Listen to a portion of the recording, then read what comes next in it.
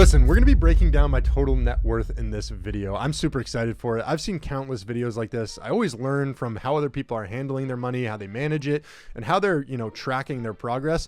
And I think that I've been having like a rocky couple of years in terms of my net worth, where it was going down with the investments that I was making into real estate, but I'm feeling pretty confident right now with where it's headed, the trajectory of my net worth. And I feel like from here, it's going to be sort of an exponential growth. And I just want you guys to all kind of follow along and use this journey as inspiration, because if I can do it, I'm certain that you can as well. So in order to calculate my total net worth, what we're going to first look at is all the assets that I have. Then we're going to look at the liabilities. And then we're going to take those liabilities, subtract them from the assets, and that's going to give us our total net worth. Now, when you look at assets, we'll just jump right into the first category. I typically look at cash and cash equivalents. This is things in like my checking account. It's physical money, and it's stuff that I have immediate access to.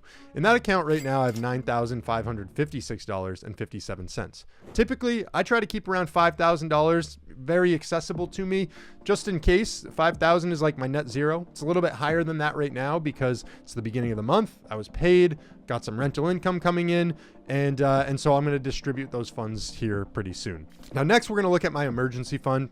Obviously, never going to really touch that. I have it housed in Wealthfront where it makes 5%. I'm actually getting about $100 every single month because of that. Super cool. But that emergency fund is $20,917. Some people might think that's an absurdly high emergency fund. I think it's conservative, considering that it's taking into account if anything went wrong at my rental property. Let's say one of the two furnaces blew out, both of them blew out, the roof starts leaking. Well, I want to make sure I have enough money in order to cover my butt on all these expenses that could come up. I don't want to have to sell investments. And so that's money that's just going to sit there. It's going to continue accruing and earning, and I'm not going to touch it. Now, the next category that I have, it comes down to some of the business stuff that I'm doing, my business checking account, which is $2,170. Nowhere near as high as I want it to be. And the reason that it's like that is I really neglected a lot of the stuff that I was doing as I was doing the renovation project, and now I'm operating at a pretty significant loss, and I'm hoping to turn that around. So it would really mean a lot if you could just leave a like on this video, I guess. Help me pay my mortgage a little bit. But anyways, looking at the total cash and cash equivalents, I'm sitting at $32,643.83. Now, the next biggest component to my net worth, it comes directly from investments in the stock market. Now, I've talked very openly on this channel. If you go back, you could see my actual first investment ever made into the stock market through my first video. I take you up to the point that I'm at now. And sitting in those accounts that I've been talking so openly about, $39,963. Now, I also have some retirement accounts that I seldomly discuss on this channel. And in those retirement accounts, I have roughly $76,000. So roughly in terms of all of the investments that I have in stocks, I'm sitting at $115,963. Now, the next category is one that I debated whether I include, I leave off, and ultimately, I decided because it is an investment, I wanted to include it here. And that's going to be my real estate property. Now, I would say roughly that this is estimated at around $550,000.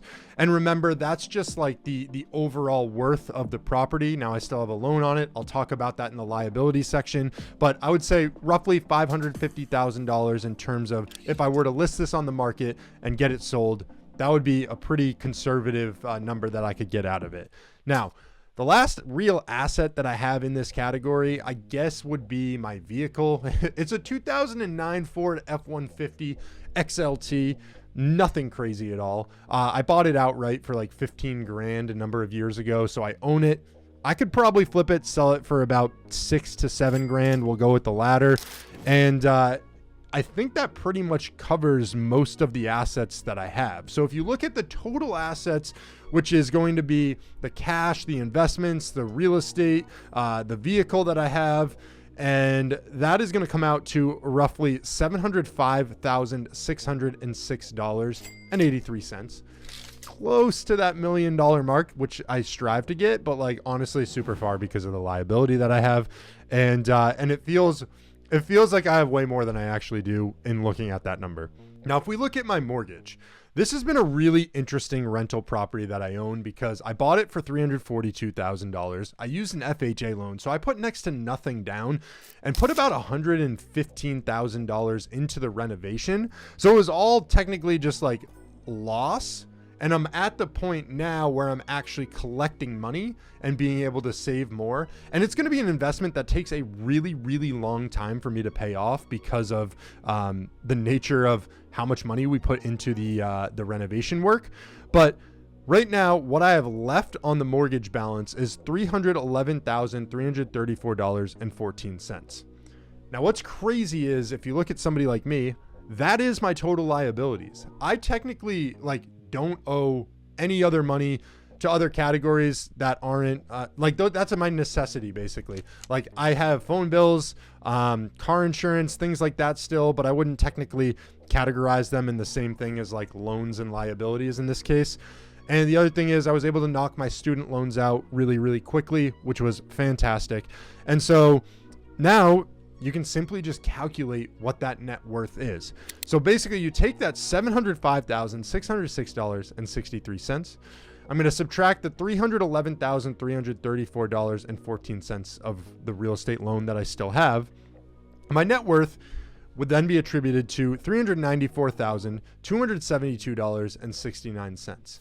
But I could see the argument for not owning the property outright. And some people might not even want to factor that into my net worth, and that's completely valid. So if you take away the factor of real estate, I'm sitting at $155,606.83. Now I gotta say my wealth building journey has been a bit rocky, and to be quite honest, I'm not where I thought I would be at this point. I'm pretty far behind where I wanted to be and where I felt like I could get. Now the reason being is because a huge component to my wealth building strategy before was solely focused on real estate, where I was planning to do the BRRRR method, where I would buy a property, I would renovate it, I would rent it out, I would refinance the property, take the money back out, and then repeat by buying another property. And so my goal was to have, 3 properties. The first 3 years I was investing in rentals, and then be able to buy a single family home and live nicely off of the rental income I was generating. Since then, the market's gone absolutely haywire. Like I locked in a rate of 2 3/4 for the property I'm in now.